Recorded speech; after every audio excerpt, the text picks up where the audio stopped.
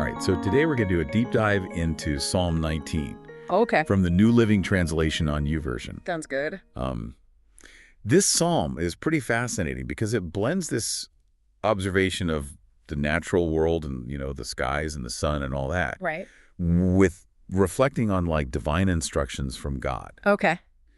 So we're going to look at how this psalm kind of connects the, vastness of the cosmos with our own personal like search for meaning and guidance and stuff like that. Yeah, that's a really interesting connection to explore, I think. Yeah, so like right off the bat, the psalm opens with looking up, Yeah. at the heavens, declaring God's glory. And it's like this huge silent witness. You know what I mean? I do, yeah. It's like this vast, expansive testimony, but it's silent. Totally. And like the first like 6 verses describe the skies displaying craftsmanship. Yeah. And day and night, they're continuously like communicating this message, Right. almost like a constant broadcast going out. Yeah, like a never-ending stream of communication. That goes without a sound or a word. Yeah, that's right. It says that right in the psalm. Yeah. But its message has gone out through the whole world, It's pretty remarkable when you think about it. It is. It's like, what does that say about nonverbal communication? Like, just this sheer existence is conveying something so profound. It really makes you think. Yeah. Yeah, and the way it describes the sun, too, it's like so powerful. Like it says it emerges like a radiant bridegroom. Yeah.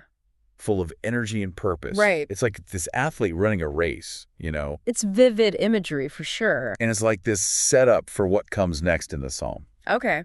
I'm interested to hear where it goes from there. Yeah, so it's like this silent, powerful testimony, Right. but then it shifts to a completely different kind of revelation. Interesting. So starting in like verse 7, the focus moves to these instructions of the Lord. Okay. And then we get all these different words and terms like instructions, decrees, commandments, commands, reverence, and laws. It's like it's not just one way to describe this guidance. Exactly. It's multifaceted. Yeah. And each term has like its own little nuance. Totally. Like the instructions are described as perfect reviving the soul.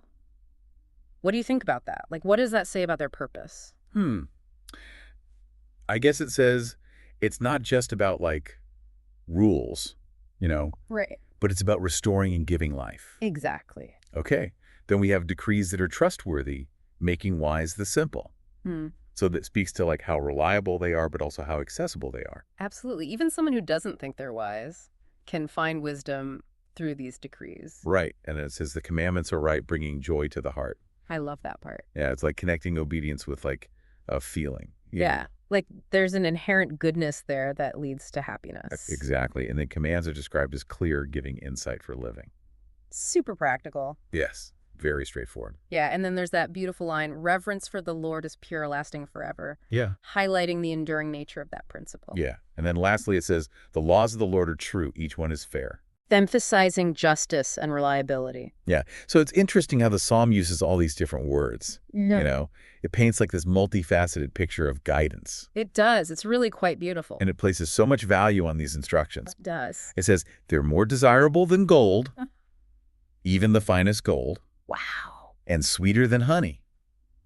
That's a powerful image. Yeah, it's not just about obligation. Right.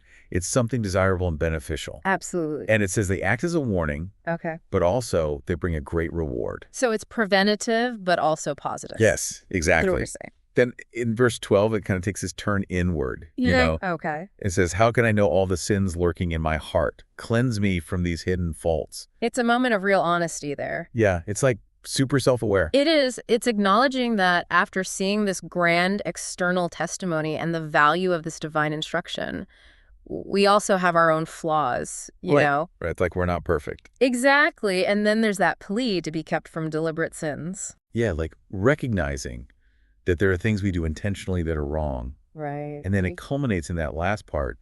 May the words of my mouth and the meditation of my heart be pleasing to you, O Lord, my rock and my redeemer. Such a beautiful sentiment. It's like they want this inner alignment. Yeah, like a desire for acceptance. So throughout Psalm 19, you see this powerful connection. You do. The vastness and order of the cosmos Yeah. that points to this creator. Yeah. And then that same divine source is offering personal guidance and a path to inner purity. It's this twofold revelation, first through this grandeur of creation and then through direct instruction. Exactly. And that leads to personal reflection and a desire for righteousness. It's really quite a journey. So as you go about your day, Mm. think about how that huge and intricate world around you, connects with those inner principles and reflections that guide your own life. It's an interesting thing to think about. It is. Thanks for joining us for this deep dive into Psalm 19. It was my pleasure. We'll see you next time. See you then. Bye. Bye.